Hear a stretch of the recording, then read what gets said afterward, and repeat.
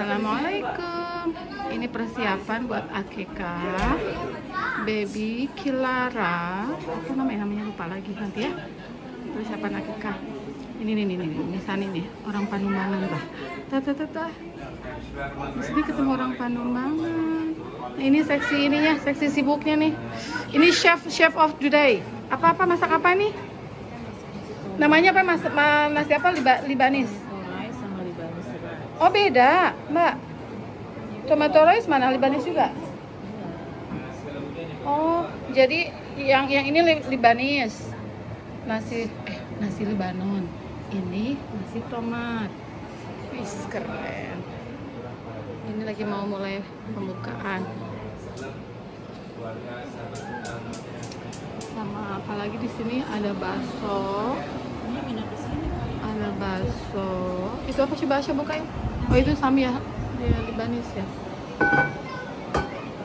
Kalau ini bukan orang Panumbangan ini orang Batak. Orang Batak ini, orang Batak. Pakai kol-kol lah, Batak. Cuma balik papan tuh ketukar lu mulu. Balik papan apa Pekanbaru? Pekanbaru nih. Pekanbaru. Nggak tahu kenapa kebalik. Kebalik mulu kenapa ya? Nah ini nih akikahan baby Kilara. Ini Sani orang Panumbangan. Fiona Stanley dan sudah sekarang 2 bulan. Karena sebelumnya ini suaminya nih. Februari kemarin ya. Iya, karena COVID jadi karena COVID ditunda, alhamdulillah sekarang bisa dilaksanakan. Ini pengantin akikah. Budiwati. Pemirsa itu orang Panumbangan itu. Hai. Orang pasar. Ada ke pasar Terminal. Panumbangan. Iya. Coba sana aja. Dan menerima segala amal ibadah kita semuanya. Amin. Kemudian tidak lupa saya ucapkan banyak terima kasih atas undangan dari Sohibul Bait ya Bapak. Semoga Para undangan memberkahi yang mana? Para undangan mana para undangan? Ini Ibu Ustazah. Fokus anaknya oleh orang tuanya dengan akikah yang ia korbankan. Ya.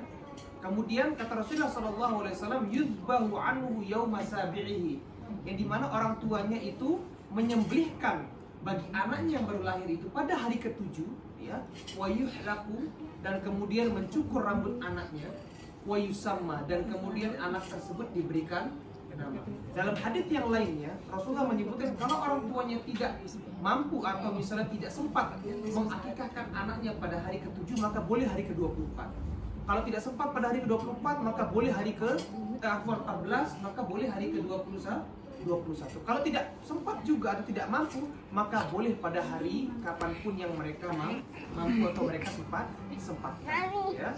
Kemudian bayi yang baru lahir apabila bayinya seorang laki maka akan diakikahkan dengan disembelihkan 2 ekor kambing. Kata Rasulullah SAW, syatani mukafiatani, ya, 2 kambing bagi laki-laki, wasyatun, ya, dan seekor kambing bagi putri yang baru dilahirkan.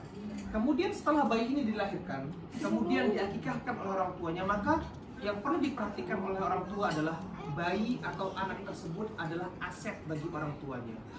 Peran penting orang tua kepada anaknya dapat memberikan keuntungan yang sangat besar kepada kedua orang tuanya. Kenapa demikian? Karena bayi itu terlahir dalam keadaan kondisi yang sangat bersih, putih, murni, dan tidak memiliki kesalahan sedikit pun. Dan alhamdulillah saya juga baru dianugerahi oleh Allah Subhanahu wa taala seorang putri dan saya bisa merasakan betapa nikmatnya menjadi seorang ayah. Kita memiliki seorang putri yang menemani kita setiap hari pulang kerja, capek melihat bayi hilang capek kita. Sumpek-sumpek di pekerjaan melihat anak maka hilang semua. Nikmat dari Allah Subhanahu wa taala. Maka wujud kesyukuran kita kepada Allah adalah dengan mendidik anak kita itu sehingga ia bisa menjadi seseorang yang bertakwa kepada Allah Subhanahu wa taala. Itu yang paling terpenting. Apa keuntungan yang didapatkan oleh orang tua ketika dia mendidik anaknya? Orang yang mendidik anaknya atau orang tua yang mendidik anaknya sehingga ia tumbuh menjadi anak yang berbakti kepada Allah Subhanahu wa taala, maka anak tersebut beramal soleh, maka otomatis orang tuanya akan mendapatkan pahala sebagaimana pahala anaknya tadi itu. Bukankah Allah pernah menyebutkan dalam Al-Quran wa an laisa lil insani illa ma sa'a? Bukankah manusia itu mendapatkan pahala selain apa yang ia usahakan? Anak adalah hasil usaha orang tua itu. Didikan baiknya berupa usaha orang tua mendidik anaknya. Anaknya sholat dengan baik, bertakwa kepada Allah, tidak berbuat dosa. Maka pahala yang didapatkan oleh anaknya juga didapatkan oleh orang tuanya. Kemudian anak tersebut akan menjadi jaminan atau akan menjadi keuntungan yang sangat besar bagi kedua orang tua setelah mereka meninggal. Orang ketika meninggal, maka amalannya akan terputus. Seseorang ketika diwafatkan oleh Allah, maka ia tidak akan bisa sholat lagi, tidak akan bisa berpuasa lagi, tidak akan bisa pergi umroh atau haji lagi, tidak bisa bersedekah lagi. Semua akan terputus karena ia telah meninggal. Maka yang tersisa baginya, yang bisa ia dapatkan adalah hasil dari usaha yang ia usahakan selama ini, yaitu apa? Doa dari anaknya yang soleh. Bukankah Rasulullah pernah menyebutkan kalau seorang itu meninggal maka akan terputus amalannya melainkan 3 hal. Yang pertama, sedekahun jariyah, sedekah jariyah yang terus mengalir pahalanya kepada orang yang telah meninggal. Au ilmun yantafi'u bihin nas, atau ilmu yang bermanfaat bagi orang itu ketika di dunia.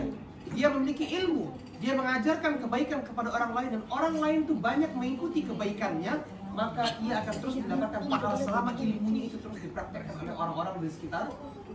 Dan yang terakhir adalah awaladun sholihun yad'u lahu, atau anak soleh yang mendoakan terus mendoakan orang tuanya. Ketika kita di kuburan kelak, ketika kita telah diwafatkan oleh Allah, kita sangat menunggu-nunggu permintaan ampunan dari anak kita untuk kita yang telah meninggal. Akan tetapi anak yang tidak tumbuh dan berkembang dengan ilmu agama atau didikan Islam yang baik, maka sangat sulit diharapkan anak-anak tersebut akan mengingat orang tuanya untuk mendoakan kedua orang tuanya. Dan selain itu juga orang tua ketika dia meninggal, kemudian di akhirat kelak, maka ia akan ditingkatkan derajatnya oleh Allah Subhanahu wa taala ketika dia masuk surga. Ada disebutkan dalam hadis yang disebutkan oleh Rasulullah SAW, Rasulullah bersabda, "Innallaha la yarfa'u al-'abda shalih fil jannah." Sesungguhnya Allah akan mengangkat derajat seorang hamba di surga kelak. Maka hamba yang diangkat derajatnya oleh Allah ini heran. Kenapa dia heran? Dia diangkat derajatnya oleh Allah ke dalam surga yang sangat tinggi. Dia heran. Kenapa dia heran?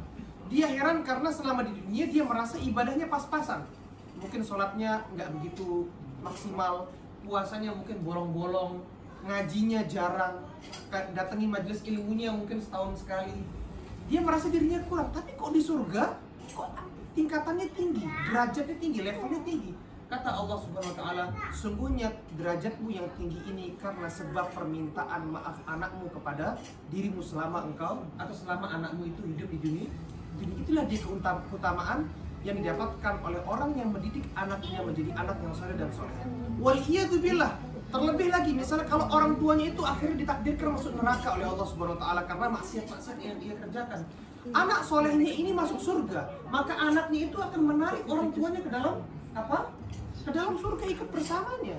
Allah berfirman dalam Al-Quran, "Udkhulul jannata antum wa aba'ukum." Masuklah engkau ke dalam surga, engkau boleh menarik antum wa aba'ukum, dan orang tua kalian.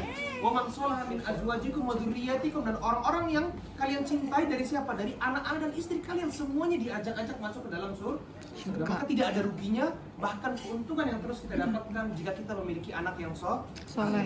Maka keberadaan anak yang berlahir berupa nikmat dari Allah Subhanahu wa taala ini kita balas nikmat yang Allah berikan ini dengan bentuk bersyukur, dan bersyukur kita adalah dengan mendidik dia agar ia menjadi wanita yang bertakwa dan solehah, berbakti kepada kedua orang tuanya, karena tidak ada kenikmatan yang lebih besar yang didapatkan oleh seorang yang beriman melainkan ia melihat keluarganya, anak dan istrinya juga berada di atas keimanan kepada Allah Subhanahu wa taala. Kita mungkin punya anak-anak yang sukses dalam kehidupan dunianya, akan tapi ketika dia tidak berbakti kepada orang tua, tidak ada rasa kenikmatan. Orang tua akan sedih, tidak diperhatikan oleh anak-anaknya, tidak pernah dikunjungi oleh anak-anaknya. Akan tapi ketika anak tersebut berbakti Ya, walaupun dia hidupnya pas-pasan, akan tapi orang tuanya akan dibuat bahagia dengan akhlaknya, dengan budi pekertinya, dengan sikap ramah tamahnya, dengan menyenangkan kedua orang tuanya. Maka mudah-mudahan Allah Subhanahu Wa Taala menganugerahi kita semua anak yang soleh dan soleha, yang berbakti kepada kedua orang tuanya, dan kemudian juga bertakwa kepada Allah dan Rasulnya. Mungkin itu kajian singkat tentang Amin.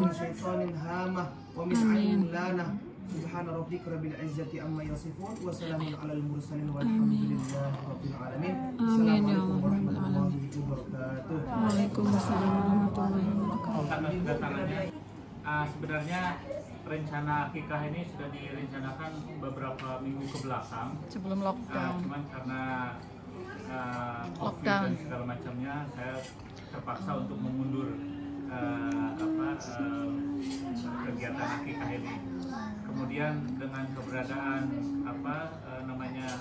pembatasan berkumpul juga, kami meminta maaf kalau misalkan nanti ada teman-teman atau siapa yang tidak terundang, juga mohon maaf karena kami terpaksa membatasi yang jadi cuma tetangga dekat saja. Jadi nanti mungkin untuk teman-teman yang lain kita juga ada acara lain ya untuk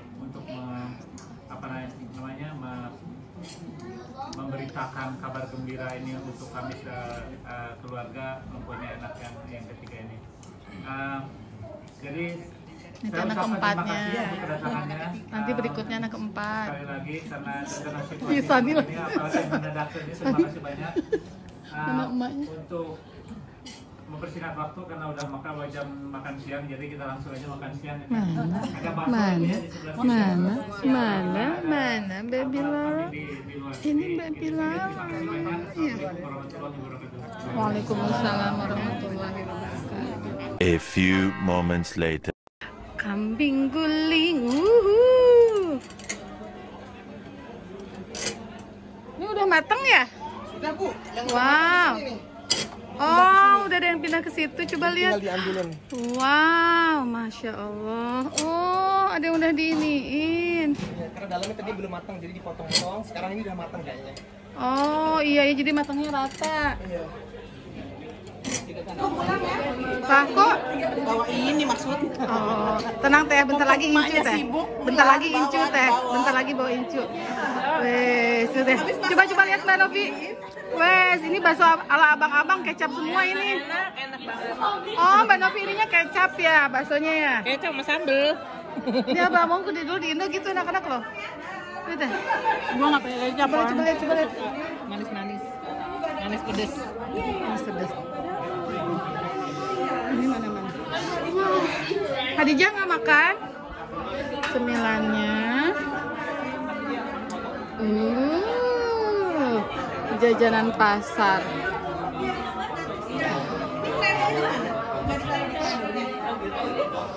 Itu tadi kambing guling. Teh, ini ronde keberapa, Teteh? Aduh, nggak nasi liwet.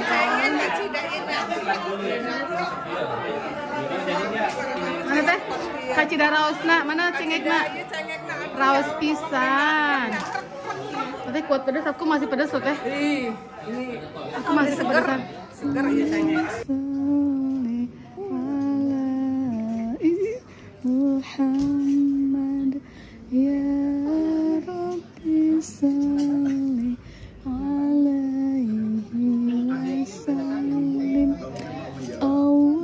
Allahumma salli ala Muhammad ya Rabbi balligh Apa hukum KB? Ya, KB atau simpelnya adalah membuat tidak jadi hamil gitu ya. Maka disebut oleh para ulama, kalau tujuan KB itu karena dia memang tidak ingin punya anak lagi, maka tidak boleh. Tidak berarti dia tidak mau punya anak lagi, yang dimana seharusnya dia masih bisa punya anak, maka itu dilarang karena dia akan berusaha untuk ya menghalangi yang sebenarnya Allah Subhanahu Wa Taala akan berikan kepada dia.